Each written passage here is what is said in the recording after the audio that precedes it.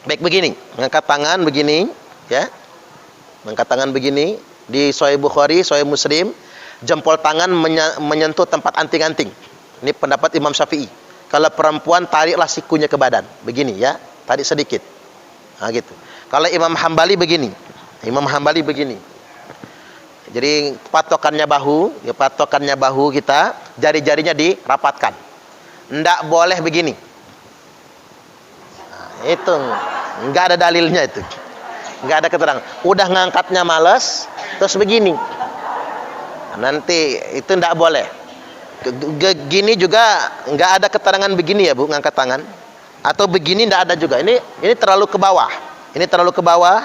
Begini juga nggak boleh ya, patokannya harus bahu atau kedua telinga. Itulah yang berdasarkan fatwa ulama Ahlus Sunnah wal Jamaah, dan itulah yang berdasarkan keterangan-keterangan riwayat yang sahih. Selain itu tidak ada yang memfatwakannya.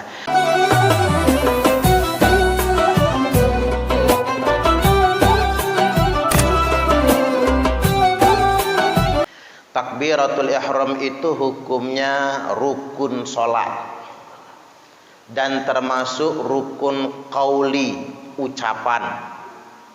Berarti mengucapkan takbiratul ihram wajib dengan lisan, tidak boleh hanya di hati saja. Kalau takbirnya di hati saja maka sholatnya tidak sah, wajib diulang. Takbiratul ihram adalah rukun qauli, rukun yang wajib diucapkan dengan lisan. Lafaznya adalah Allahu Akbar. Itu lafaznya, lafaz tunggal, tidak ada lafaz yang lain. Harus menggunakan lafaz satu-satunya dan tidak boleh diterjemahkan. Enggak boleh mengucapkan Allah Maha Besar, enggak boleh. Allah besaknian, enggak boleh. Allah nan gadang, enggak boleh. Balak nihan kata orang Lampung, enggak boleh. Gudi tenan gitu. Kalau orang Sunda naon teh? Tuhan anu ageng ya, ageng pisan. Enggak boleh. Dia hanya satu lafaz, Allahu Akbar. Ada lafaz bahasa Arab yang lain yang menyerupai Allahu Akbar, tapi tidak boleh juga. Misalnya Allahul A'zam, tetap tidak boleh. Jadi hanya satu lafaz, Allahu Akbar, Allah Maha Besar. Ketika takbiratul ihram dikatakan takbiratul ihram karena disertai niat. Karena disertai niat, berarti penempatan niat sholat ketika kita takbiratul ihram. Ini jangan lupa. Selanjutnya, selain ucapan mengenai mengangkat tangan, itu bagian dari kesunahan di dalam sholat. Jadi ngangkat tangan ketika takbiratul ihram itu adalah sunnahnya sholat. Jadi tidak masuk dalam rukun sholat. Yang masuk rukun adalah ucapan takbiratul ihramnya, Allahu Akbar. Jadi ucapan Allahu Akbarnya yang disertai niat di dalam hati. Kemarin sudah saya ajarkan minimal ucapkan sholaitu zuhri, sholaitul maghrib, sholaitul asri, atau usolli fardhu zuhri, usolli fardhul asri, usolli fardhul maghrib ketika takbiratul ihram. Nah, adapun yang berikutnya mengenai mengangkat tangan. Terjadi perbedaan pendapat di kalangan ulama Ahlus Sunnah wal Jamaah mengenai posisi tangan ketika ngangkat takbiratul ihram. Pendapat yang pertama, ngangkat tangan itu sebahu. Ngangkat tangan itu sebahu. Saya bacakan dulu dalilnya. Yang ngangkat tangannya sebahu. Dari Salim dari bapaknya radhiyallahu anhuma, qala, ia berkata, ra'aitu Rasulullah sallallahu alaihi wasallam. Aku, kata bapaknya Salim, melihat Rasulullah sallallahu alaihi wasallam idza fataha sholata, apabila beliau membuka salatnya, rafa'a yadaihi, Nabi itu mengangkat kedua tangannya, hatta yuhadhiya mankibai, sehingganya kedua tangannya setentangan dengan kedua bahunya. Jadi ukurannya bahu ya Bu, setentangan dengan kedua bahunya. Caranya, bagian jari-jari bagian atas itu tetap melampaui bagian atas bahu, jangan membawahi bahu. Jadi jangan begini, ini masih membawahi bahu. Dia harus diangkat sedikit sehingganya sejajar dengan bagian atas bahu, atau jarinya melampaui sedikit. Begini, dengan telapaknya yang dirapatkan. Nanti saya detilkan satu-satu. Hadis ini tercantum dalam kitab Sahih Al-Bukhari. Nomor hadis 739 dan Sahih Muslim nomor 390. Sahih muttafaqun alaih. Nah, pendapat ini disandarkan kepada mazhab Imam Ahmad ibnu Hambal alias Imam Hambali. Makanya Imam Hambali kalau ngangkat takbir, tangannya sebahu, jarinya dirapatkan. Ini pendapat pertama. Pendapat yang kedua, ngangkat tangan itu patokannya telinga. Patokannya telinga. Keterangan hadisnya dari Malik bin Al-Huwairith. Dia berkata, anna Rasulullah sallallahu alaihi wasallam, sesungguhnya Rasul, karena idza kabbar, apabila beliau takbiratul ihram, rafa'a yadaihi hatta yuhadhiya bihima udunaih, beliau mengangkat kedua tangannya sehingganya kedua tangannya setentangan dengan kedua telinganya. Mengangkatnya begini, jempol tangan menyentuh tempat anting-anting, jari-jari tangan melampaui bagian atas telinga, jari-jarinya dimekarkan, jari-jarinya dimekarkan begini. Nah, ini pendapat yang disandarkan kepada madhab Asy-Syafi'i, madhab Imam Syafi'i. Hadis ini tercantum dalam kitab Sahih Al-Bukhari, nomor hadis 695, dan Sahih Muslim nomor hadis 589. Sahih muttafaqun alaih, sahih kelas 1. Nah, ini kan ilmu buat kita. Yang ngangkat tangan sampai kuping jelas fatwanya dari mujtahidin mutlak Imam Syafi'i. Jelas hadisnya Sahih Bukhari, Sahih Muslim, sahih muttafaqun alaih. Yang ngangkat tangan sebahu juga sama. Jelas fatwanya mujtahidin mutlak Imam Ahmad ibnu Hambal alias Imam Hambali. Jelas hadisnya Sahih Bukhari, Sahih Muslim, sahih muttafaqun alaih, sahih kelas 1. Ini yang disebut dalam Islam itu namanya khilafiyah. Ini yang disebut dengan perbedaan pendapat. Enggak ada yang salah, benar semua. Jadi enggak ada yang salah, benar semua. Yang salah itu yang enggak sholat. Betul enggak kira-kira? Benar semua, enggak ada yang salah itu. Jadi enggak perlu saling menyalahkan juga. Enggak perlu berebut benar, enggak perlu. Makanya kalimatnya wa huwa mukhayyarun fi raf'ihima ila furu'i udunaih aw hadwa mankibaih. Bebas. Umat muslim kita ini para muqallid ya, pengikut-pengikut di akhir zaman ini, apalagi kita ini umat akhir zaman, bebas milih. Enggak ada yang salah. Antara mengangkat tangan sampai telinga au hadwa mankibai, atau ingin sampai bahu, benar semua. Benar semua. Wa ma'nahu, makna daripada kedua keterangan ini, ayyablugha bi atrafi asabihi dzalikal mawadhi'. Makna dari dua keterangan ini adalah sampainya jari-jari tangan. Sampainya jari-jari tangan di kedua tempat itu. Jadi kalau sebahu, jari-jarinya nyampe bahu atau melampaui sedikit. Kalau setelinga, jari-jarinya nyampe telinga atau melampaui bagian atas telinga sedikit.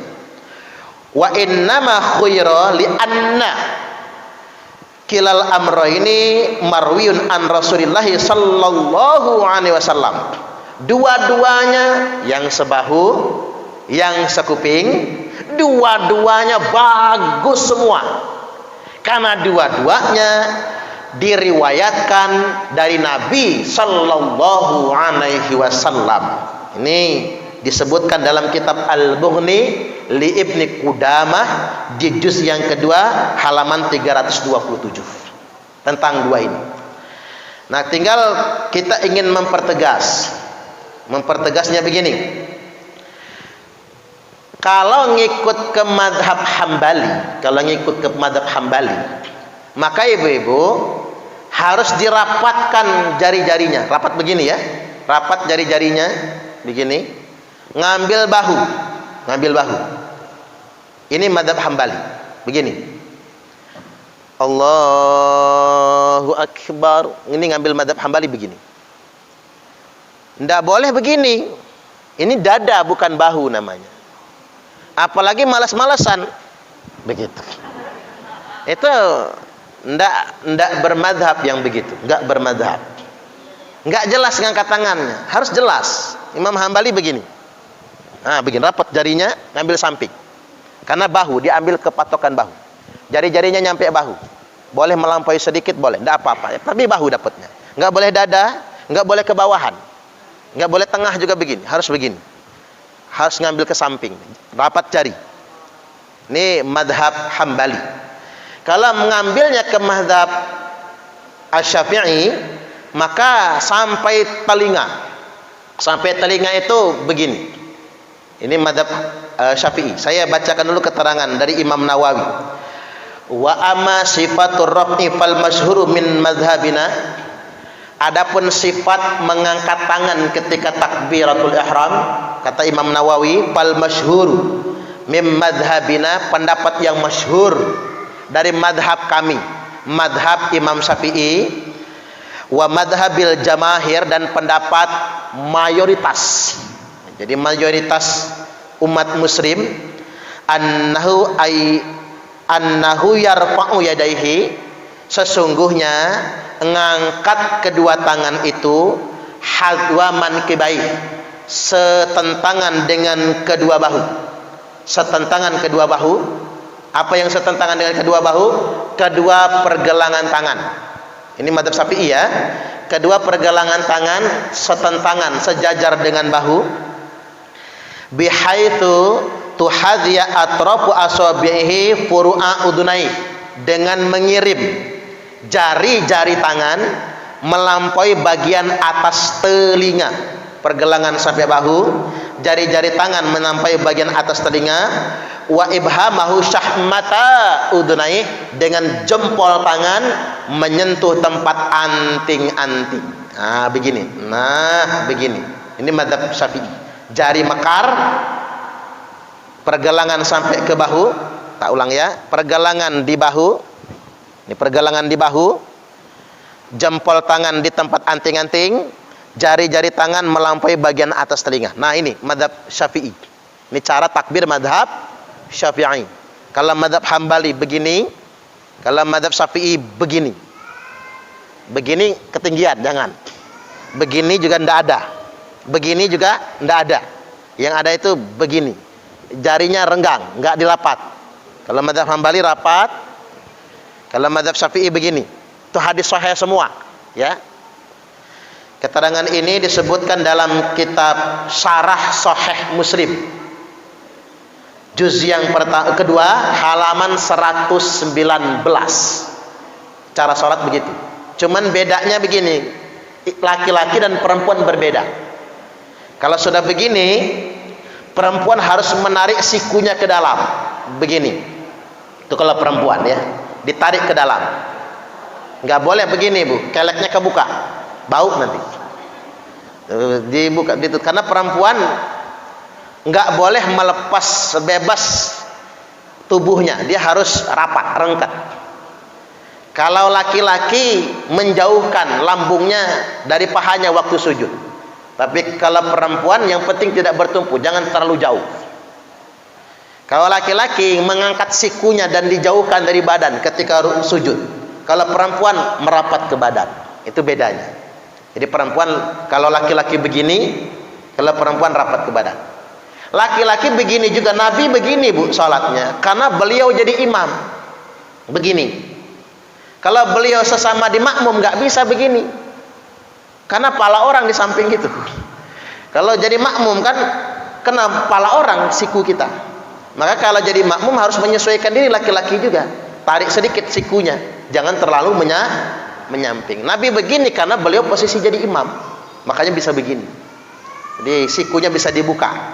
Tapi kalau di jamaah, apalagi jamaahnya padat dan rapat, ya kita harus proporsional dalam mengangkat tangan kita.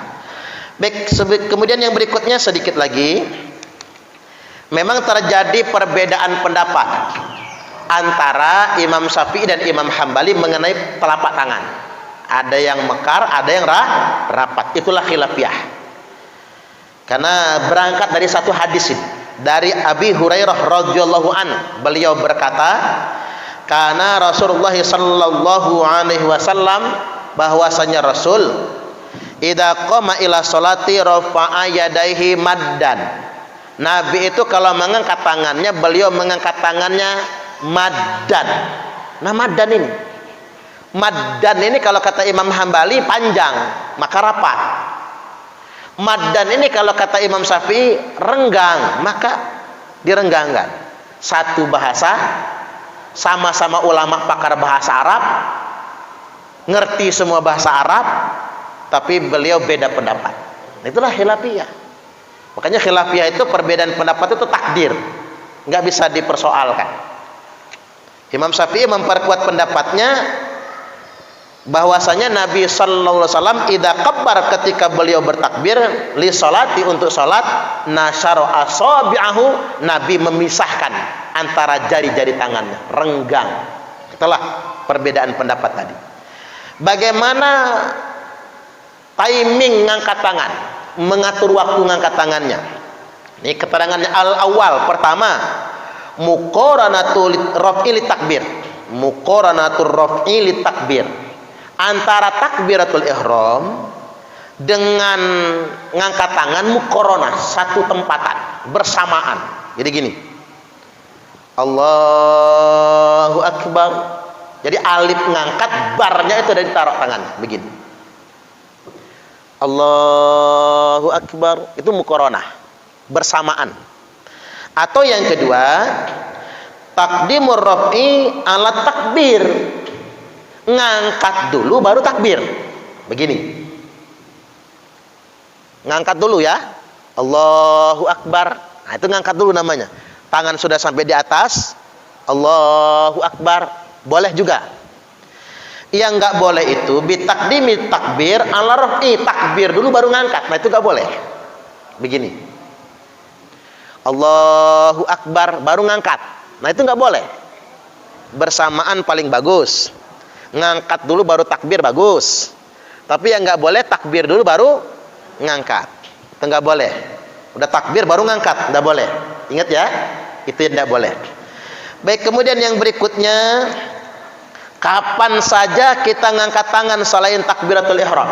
Kapan saja ngangkat tangan selain takbiratul ihram? Pendapat pertama Imam Hanafi. Kata Imam Hanafi, ngangkat tangan cuma sekali dalam sholat, pas takbiratul ihram saja. Ini Imam Hanafi. Keterangan dari Abdullah bin Mas'ud radhiyallahu an, ala nusalli bikum rasulata Rasulillah sallallahu alaihi wasallam.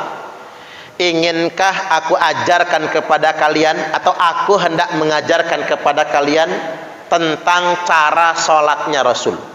Maka diajarkan Fasalla falam yarfa' yadayhi illa fi awwali maratin. Beliau salat dan tidak ngangkat kedua tangan kecuali hanya sekali aja takbiratul ihram. Maka fatwa Imam Hanafi ngangkat tangan cuman sekali. Mau ruku nggak ngangkat tangan lagi. Sami Allahu liman hamidah nggak ngangkat tangan lagi. Ini pendapat Imam Hanafi. Keterangan ini tercantum dalam kitab Sunan At-Tirmidzi nomor hadis 257, Sunan An-Nasa'i 748, dan dalam kitab-kitab hadis yang lainnya. Pendapat yang kedua, ini pendapat Imam Syafi'i, Imam Hambali, Imam Malik, Ibnul Mubarak, dan ulama-ulama fikih yang lainnya. Ngangkat tangan itu minimal 3 tempat. Kapan saja? 1. Takbiratul ihram. 2. Qabla ayyarka'a, sebelum ruku. 3. Waktu tasmi' sami Allahu liman hamidah. I'tidal. 3 tempat. Keterangan hadisnya begini. Idza fataha sholata rafa'a yadayhi. Nabi apabila memulai salat ngangkat tangan. 1. Wa qabla ayyarka'a, mengangkat tangan, dan ketika sebelum ruku juga ngangkat tangan.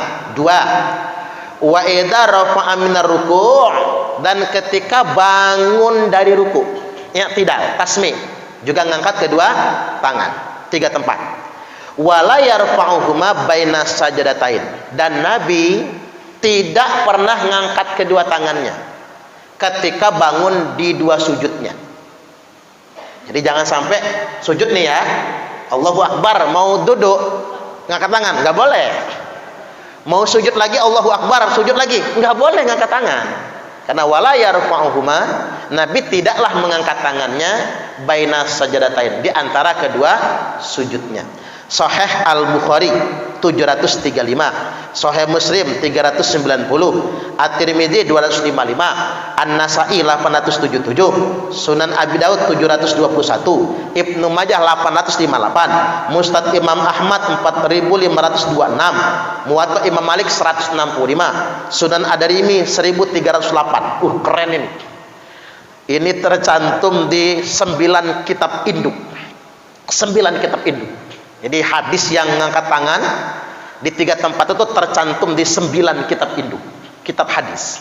Sahih Bukhari, Sahih Muslim, Sunan At-Tirmidzi, Sunan An-Nasa'i, Sunan Ibnu Majah, Sunan Abi Daud, Musnad Imam Ahmad, Muwatta Imam Malik, dan Sunan Ad-Darimi. 9 kitab induk. Luar biasa. Baik, pendapat yang berikutnya ditambahkan di tempat keempat. Jadi ada keterangan ditambahkan di tempat keempat. Kapan itu? Diambil dari keterangan Abdullah bin Umar radhiyallahu anhuma, anaknya Umar bin Khattab ya.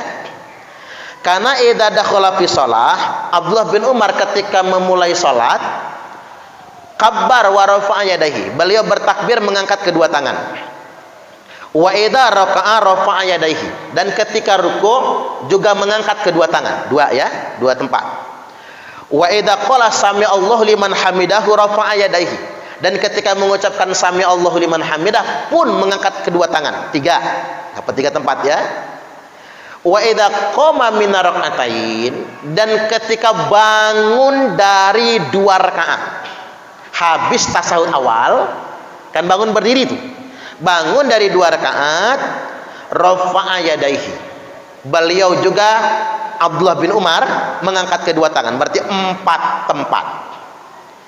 Ini yang mengamalkan Abdullah bin Umar, anaknya Umar bin Khattab. Wa rafa'a dzalika Ibnu Umar ila Nabiyillahi sallallahu alaihi wasallam. Namun Abdullah bin Umar mengerjakan itu dengan mencontoh salatnya Nabiullah sallallahu alaihi wasallam. Maka hadis ini marfu', walaupun ini perbuatan Abdullah bin Umar, tapi hadis ini marfu' karena disandarkan kepada perbuatan Nabi sallallahu alaihi wasallam. Tercantum dalam kitab Sahih Al-Bukhari nomor hadis 739, dan tercantum dalam kitab Musnad Imam Ahmad 6293 di 2 kitab induk hadis. Yang 3 tempat tadi itu di 9 kitab induk. Jadi kita boleh milih yang 3 tempat saja, Boleh juga menyertakan sampai 4 tempat. Misalnya bangun dari 2 rakaat pertama, tasawuf awal, ngangkat tangan sunnah, enggak ngangkat juga enggak apa-apa. Bahkan boleh memilih pendapat yang pertama, ngangkat tangannya cuma takbiratul ihram saja. Oke, saya terakhir ini, saya mau praktekkan tentang ngangkat tangan. Ngangkat tangan itu ibu-ibu, sekali lagi ingin saya tegaskan sebentar. Hanya 2 ngangkat tangan itu ya. Yang pertama Allahu Akbar, ini madzhab Syafi'i. Ingat, jari-jari direnggangkan, jempol tangan menyentuh tempat anting-anting. Ini Sahih Bukhari, Sahih Muslim. Sahih Bukhari, Sahih Muslim, ini yang begini. Ya, Sahih Bukhari dan Sahih Muslim. Nah, sebentar, kita ulang lagi. Biar enak direkamannya ya. Baik, begini, mengangkat tangan begini, ya. Mengangkat tangan begini di Sahih Bukhari, Sahih Muslim, jempol tangan menyentuh tempat anting-anting. Ini pendapat Imam Syafi'i. Kalau perempuan tariklah sikunya ke badan, begini ya, tarik sedikit. Nah, gitu. Kalau Imam Hambali begini. Imam Hambali begini. Jadi patokannya bahu, ya patokannya bahu kita, jari-jarinya dirapatkan. Ndak boleh begini. Itu enggak ada dalilnya itu, enggak ada keterangan. Udah ngangkatnya males terus begini, nanti itu enggak boleh. Gini juga enggak ada keterangan begini ya Bu, ngangkat tangan. Atau begini enggak ada juga. Ini terlalu ke bawah, ini terlalu ke bawah. Begini juga enggak boleh ya, patokannya harus bahu atau kedua telinga. Itulah yang berdasarkan fatwa ulama Ahlus Sunnah wal Jamaah, dan itulah yang berdasarkan keterangan-keterangan riwayat yang sahih. Selain itu tidak ada yang memfatwakannya. Baik, ini saja dulu, kita akhiri dengan berdoa.